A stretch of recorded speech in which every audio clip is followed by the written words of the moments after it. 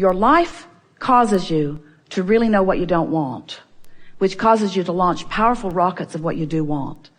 And there's a big vibrational variance chronically between how you're feeling a lot of the time and who you really are.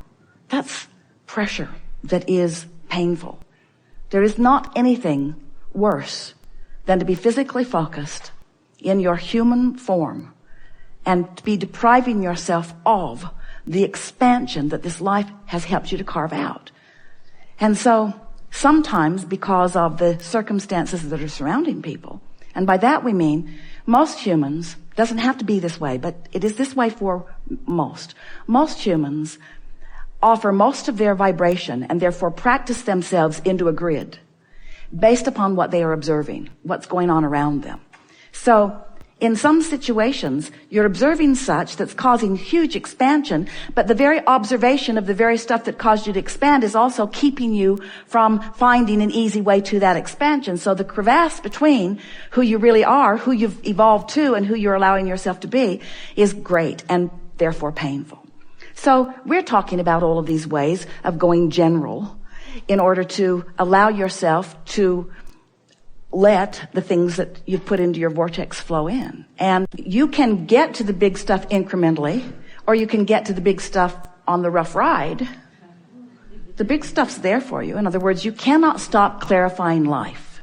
It just must get better. You cannot stand in a moment in time where you are perceiving what's going on without being aware that it could be a little better in this way and this way and this way and this way. And to the degree that you keep up then vibrationally by caring about how you feel. We're going to just jump in here for a minute and then we'll throw it back to you. But we really want to build this foundation because this is really the leading edge of deliberate creation. So you think we're a little schizophrenic because we say, focus on what you want. And then we say, don't focus on what you want if what you want isn't happening. Because if you focus upon what you want from your awareness that isn't happening, then you practice a contradictory vibration to what you really want. So then we began saying, what you want's in the vortex. So you just chill. Have a massage, pet your cat, go for a swim, meditate, do anything that you can do to put yourself in a place of non-resistance. And then the grid will begin to fill in. And so then physical friends would say, but I like to be specific. But when I'm specific and it's not going well, then I'm shooting myself in the foot. So we say, well, be aware. Be as specific as you can be and still feel good. Because you want to be specific. But here's the thing that we most want to introduce into this conversation. It isn't you that is being specific. It's the grid filling in that is bringing the specifics. And if you can follow that, in other words, so Abraham, are you really saying that I'm just observing and throwing stuff out there, and then I'm just finding a way to line up with it, and that as it fills in and I observe the specifics, that's really what creation is? And we say, that's what it is. How about that? So now, here's another piece of it that's really good. So, if you can go general and stay there long enough with non-resistance, that's why meditation helps you, then as your grid begins to fill in, and you begin to notice it, what happens is you get better and better and better and better at discerning the subtleties of those specifics. Did you follow that? In other words, it's fun when you say, I want that, and it's big and you point at it and it comes. That's fun.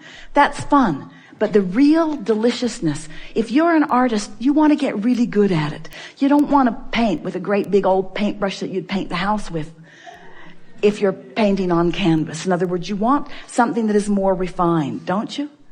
And so the same thing is true with this energy. Once you get the hang of this and you begin to feel the subtleties, so then it becomes as satisfying. Here it is. This is what we've been reaching for. So what humans misunderstand most about creation, because you are material oriented, and that's just fine because everything that is here in material form is spiritually based. Everything that you see is. But because you are manifestation oriented, you tend to mess up your vibrational momentum by looking at the what is, which sometimes is the opposite of what's in the vortex and what you're really wanting. Right. Let's see if we can find a good approach to this, because the subject of momentum is the subject that is ready to be explored with more definition by those of you who've been listening to us for a while, who are understanding deliberate creation. So we'll start in a basic place. You are offering vibration whether you know that you are or not. That's what we call creation by default. But when you offer a vibration deliberately, which is to say when you think a thought deliberately, that's what we call deliberate creation. When you direct your thoughts based upon how they feel, now you can control momentum. If you say, I want to feel good and I would like this amount of money and I would like this relationship, even with this person, and I would like this bodily condition and I would like to live in this house. In other words, you've been putting all of those things in your vortex. So as you say, I seek these things and I believe that these things are underway. Now you encourage the momentum. You don't slow it. When you say things are working out for me, you encourage the momentum. When you say, I'm living a good life, you encourage the momentum. When you say, look at that beautiful sunset, or look at that beautiful child, or look at that beautiful healthy animal, you encourage that momentum. When you say, look at that poor sick animal, you thwart the momentum. When you say, I don't have enough money, you thwart the momentum. You slow it down. And you can tell when you're doing the thwarting because you feel a diminishment in your solar plexus. Your emotions let you know. So if we can convince you that feeling good allows the momentum, allows the natural momentum. Now, how did the momentum get started? You knew what you didn't want. You knew what you did want. That you sent off a rocket of desire. Momentum. What continued the momentum? We know what you want. We agree with it. We stand there focusing upon it. We add to the momentum of it. The momentum of well-being is the most powerful force in the universe. In fact, it is the only force in the universe. There is no source of darkness. There is only a source of light. But when the light is disallowed, then you find yourself in darkness. You don't look for the dark switch when you come into a room. You can turn a resistor which will resist the light.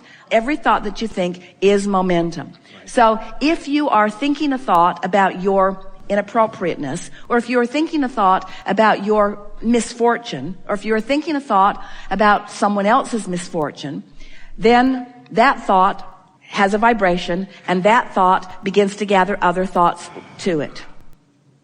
This source energy from which you come is a momentum and a force that is indescribable in relationship to the puny momentum that you can get going as you worry about unwanted things. In other words, when you worry about something unwanted, all you do is put a stick in your own spokes and slow your own momentum, but you don't keep the earth from spinning in its orbit. You don't keep the plants from continuing to re-nurture. You don't keep babies from continuing to be born. You don't stop the well-being. You just prevent your participation temporarily in the well-being, you see. So when we talk about momentum, we want you to begin to feel this huge momentum of well-being. And when you try just a little bit, that stream will sweep you and it will carry you. And you know it. You find yourself in these moments where you've been in high good humor for a while. Sometimes it's the influence of visiting with a friend. Sometimes it's because you've been in a group environment. Sometimes it's because you've sat in a gathering like this and you've listened to us speak to you of the perfection of that which you are.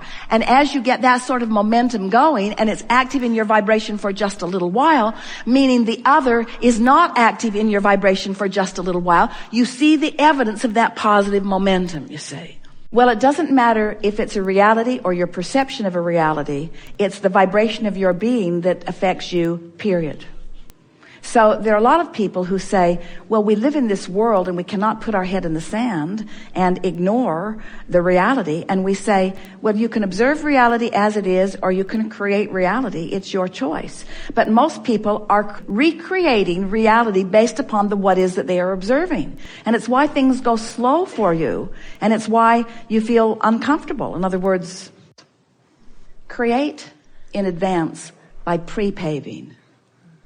More than trying to fix things that are broken. Because when you're trying to fix one of those 9 things that isn't going very well, you're off in the weeds. Yeah. When you're trying to fix one of those, you're usually trying to fill in your own grid from a vibrational stance that won't allow it to fill in the way you want it to. So you're just adding more power to the grid that you don't want. Right. Where if you will do what we have called pre-paving, which is just imagine into the future. Imagine it being more the way you want it to be, but be really, really, really general. Okay. You see, you've just lost a little bit of confidence because you've been observing the what isness and it's got your attention. And now you've got a sort of cycle going because you've been observing it and offering a vibration about it, so you're getting more of it. And that's why you want to pronounce that most things aren't going well and very few of them are going well. But we want you to know that in all of this, that there's so much in your vortex that will fill in as you find some way somehow to just go general on everything that doesn't feel really good and be as specific as you can be on the things that do feel good. And then just pre-pave it. Do you know what we mean by that? I do. Start generally by saying things like, well, it will get better. Right. And if that puts a knot in your stomach because you don't believe it, then say, well, I know it's gotten better for some. And if that puts a knot in your stomach because you know it got better for them because you think they were doing something in a better way than you were, then say, I'm going to figure this out. Or I've been here before on some things and I did get a smoother ride eventually. Just keep talking until you give yourself that release. And as you find that release, then you know you've released resistance.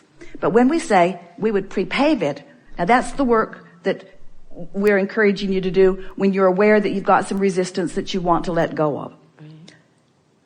If we were standing in your physical shoes, we'd put ourselves in bed at night and we would say, I'm not going to think about this. I don't have to think about this. I'm just going to get a good night's sleep. And then do your best to sleep. And when you awaken in the morning, sit for 15 minutes with the intention of just quieting your mind and say to yourself, this is my process where I don't think of anything. And if I think of anything, I'll just breathe it away. But I'm not wanting to think of anything. This is my process where I'm just not going to think of anything. I'm just going to focus on my breathing. For 15 minutes, no big deal. I'm just going to relax. This is the beginning of my grid work. I'm just going to relax. I don't have to make anything happen. Everything's in the vortex. It's flowing to me in perfect order. I'm just working on my grid. This is the best I can do right here, right now. It's the best thing that I can do. And in doing this, I'm pre-paving for future experience. Now, what's going to happen as soon as the first day that you do that, go to bed that night and wake up the next morning and sit to meditate and get into that quiet general place, the first day that you do that, your grid will fill in with something that you will associate with that small work that you've done. And your confidence will come right back. And as the grid fills in, what's going to happen is it's going to be perfect in this sense. It's not going to be more specific than you're allowing. But it might not be as specific as you think you want it to be. Did you hear that? It will never be more specific than you're allowing because the law of attraction won't allow that. So it won't be more specific than you're allowing, and it might not be as specific as you want it to be. But that's where you start doing your work. You don't go there. You don't try to fill it in. You don't try to hammer it into place. You don't try to wrestle it to the ground. You just say, hey, I did my work. This is all I need to do on this right now. Nothing more for me to do. Nothing more for me to do. I left it in the perfect place. And as the grid fills in with more specifics, then you can revel in that, you see. And before you know it, all 9 of those subjects, or however many of them they are, you'll have that little experience with them, and you'll just incrementally move every one of them to new and improved place, to new and improved place, until the manifestations will be so obvious that you will know for sure you've got the hang of this. We have enjoyed this interaction immensely. Thank you so much.